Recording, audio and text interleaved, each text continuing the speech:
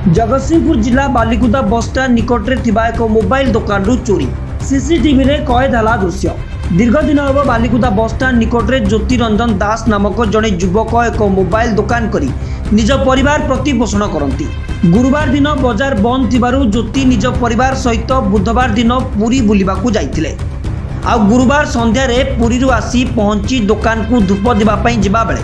देखिथिले दुकान नु सबु मोबाइल चोरी हो जाइछि। जो दृश्य सबू सीसीटीवी कैद होइछि।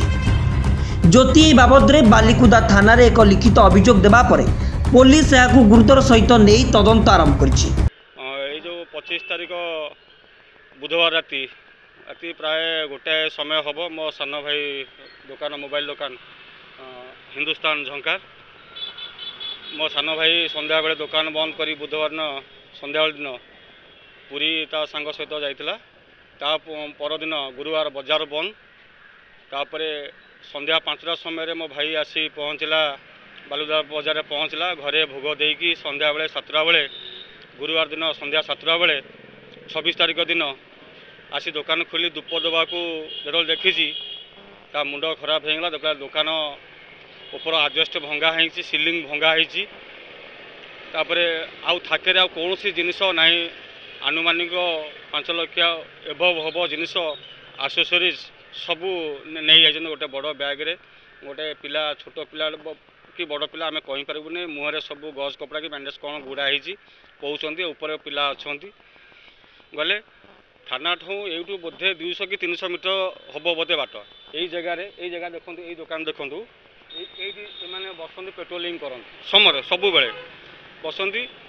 तापर एन सब सब नहीं गले आम देखला 8टा 8:30 सुधा आम जाकि एफआईआर लिखिकी आईएएस महोदय को देकी आसिलु। तापर आईएएस महोदय राजेश सार महोदय को पठे से इनक्वारी करके जाइछंती। तापर एपर्यंत हो गले गोटे बाजिला आज 27 तारिख है आ किसी कहीं किसी जना पड़ी ना सार तो कहते कौन इनक्वारी कर कौन हम तापर आम दुकान बजार खोलू कि कौन करूँ आम जिनस केमती कौन मिल कि न मिल आम किसी जापारनु 100% कहीं बजार भी गोटे बहादुर अच्छी सी भी किसी दायित्व तार ना तापर एमाने भी समस्त आस ये आप देखुना थाना आप देखूँ ये रहा यूँ एति बाट के बाट रहा जदि दैनंदिन कि 2 घंटा 3 घंटा ये राति 11टा पर पेट्रोलिंग टी हाँ मु भावुँ बोध हुए जो मैंने आंटी सोशियल बुलूँ से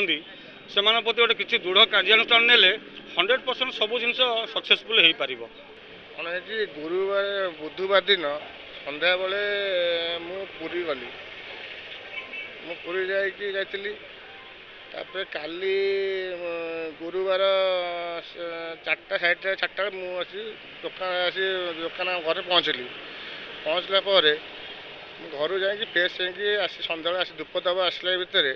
मो दुकान खोले तो मो दुकान किसी मो मोबाइल आसेसरीज किसी ना मत मो भाई की डाकिली आज्ञा 2 जन पिला चोरी कर नौ सीसीटीवी फुटेज दिखाई सार को 5 लाख एभव आज्ञा पेट्रोलिंग बहुत खराब आसबे ये बस दुकान आगे बसती सब ये बसबे राति 1टा बजे देखा किए ना राति 1:15 चोरी होती राति 1:00 बजे ये मेडिकल थाना ये मोर मानने 10 मीटर हम ये मैंने थाना सामने चोरी होती आउ कौन आम कर आम व्यवसाय कर दुकान 10टा बंद है आम घर जाऊँ मिनिमम 5 लाख एभव मु चाहूँ मो जिन फेरी पारे मुझे खुशी हेबी। जगतसिंहपुर जिल्लारू शिवदत्त भारती रिपोर्ट कर्तव्य न्यूज।